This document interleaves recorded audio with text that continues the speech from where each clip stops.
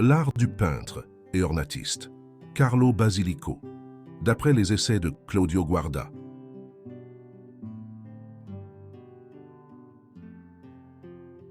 Le 11 juillet 1895, Carlo Basilico est né à Rancate, près de Mendrisio, au Tessin. De profession ornatiste et peintre en privé. Un homme créatif, aux multiples intérêts, un artiste hors du commun et de valeur, et encore aujourd'hui, peu connu du grand public.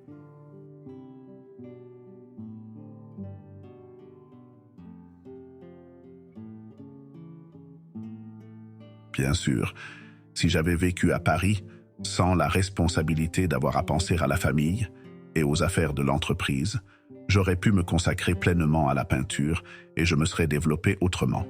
C'est la confession qu'un jour Carlo Basilico a faite à son neveu. Sa production artistique est aujourd'hui encore peu connue du grand public, une peinture à caractère intime et personnel, à laquelle le coloriste s'adonnait pendant son temps libre.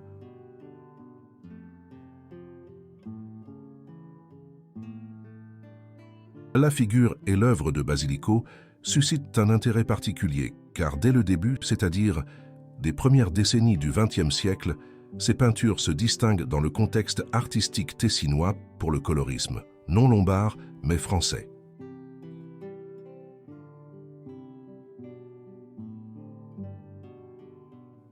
Commençons tout au début. Qui est Carlo Basilico? Basilico est né dans une famille modeste de la classe ouvrière. Son père est originaire de la Brianza en Italie, sa mère de Stabio, Tessin. Dès son plus jeune âge, il manifeste un vif intérêt pour le dessin. Il a donc commencé par suivre des cours du soir à l'école de dessin de Mendrisio. À l'âge de 14 ans, il part pour Turin pour suivre les cours de l'école d'ornementation, très renommée à l'époque, et obtient son diplôme 5 ans plus tard. Toujours à Turin, il trouve immédiatement du travail dans un distingué atelier de décoration. En 1916, il doit cependant retourner au Tessin en raison de la guerre. En 1918, il trouve un emploi dans l'entreprise de décoration de Pietro Prada, dont il devient un collaborateur de confiance, ensuite le propriétaire en 1926, après la mort prématurée de son beau-père.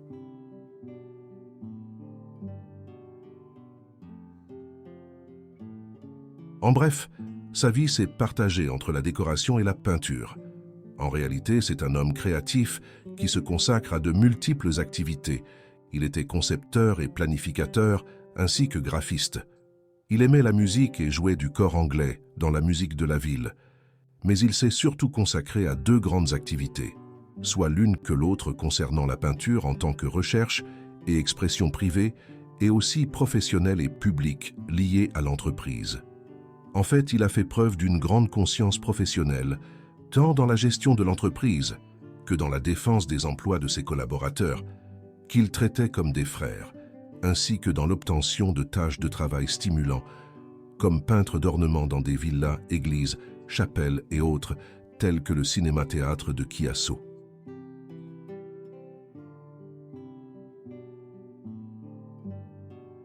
Ceci dit, nous pouvons expliquer ce qu'était pour Basilico la peinture personnelle. Sa peinture.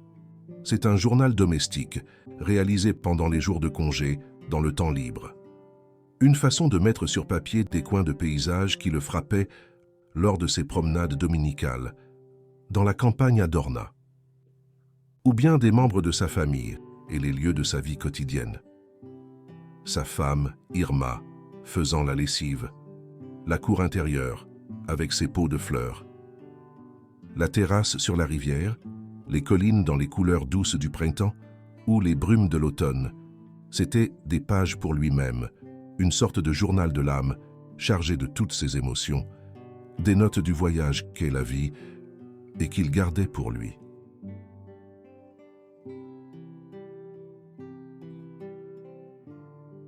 En ce qui concerne les expositions, on peut dire qu'il a exposé ses œuvres à plusieurs reprises. Mais exposer n'était pas son but. Il était membre de la Société des Beaux-Arts du Tessin et a également participé à des expositions prestigieuses, telles que à la Maison de l'Art de Zurich en 30 et 45, au Château de Trevano en 37, à l'Exposition nationale suisse de Zurich en 39, et à l'Exposition des 8 à Mendrisio en 41. Et cela ne pouvait que l'honorer, mais il ne s'est pas battu pour y arriver. Après tout, il n'aimait pas se séparer des pages de sa peinture.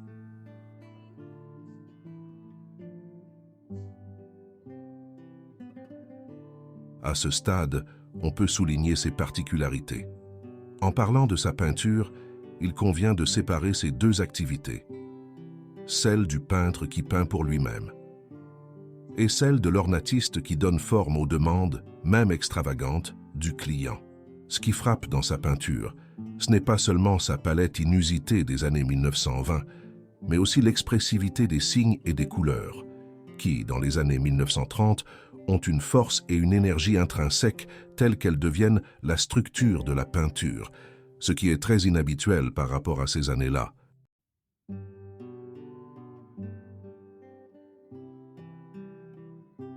Pourquoi la peinture de Basilico est peu connue du grand public? Deux raisons principales. Il ne voulait pas vendre ses œuvres, et il n'y a donc pas de marché. Il n'y a pas de galeries intéressées à les vendre. Et les musées ne possèdent aucune de ses œuvres.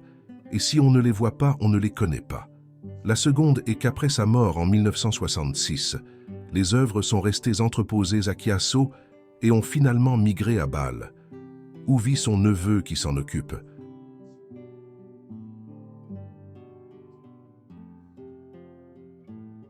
Aujourd'hui, grâce à l'Internet et au site web, on peut montrer ses œuvres et attirer l'attention des critiques sur cette figure d'artiste, très intéressante, par rapport au contexte tessinois de ces années-là. Si l'on devait un jour faire une étude sur l'art au Tessin, dans les années 1920 et 1940, Basilico se distinguerait comme peu d'autres, pour la fraîcheur et la modernité de sa peinture. Il s'agit d'une peinture libre, vivante et empathique, qui transmet à l'observateur un sentiment de participation et d'implication directe.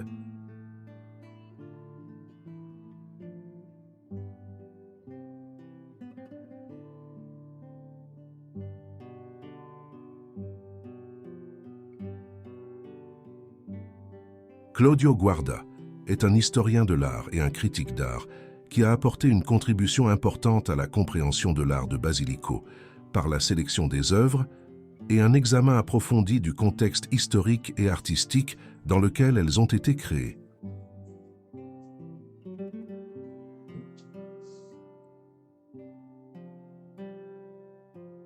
Claudio Guarda a obtenu son diplôme d'histoire de l'art à Milan, auprès de Gian Alberto Dell'Acqua, et a enseigné la littérature italienne et l'histoire de l'art au lycée cantonal de Locarno.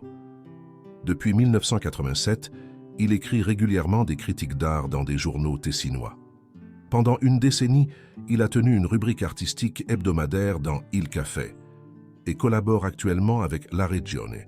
Il a participé à des expositions, édité des monographies et des catalogues au Tessin et au-delà des Alpes.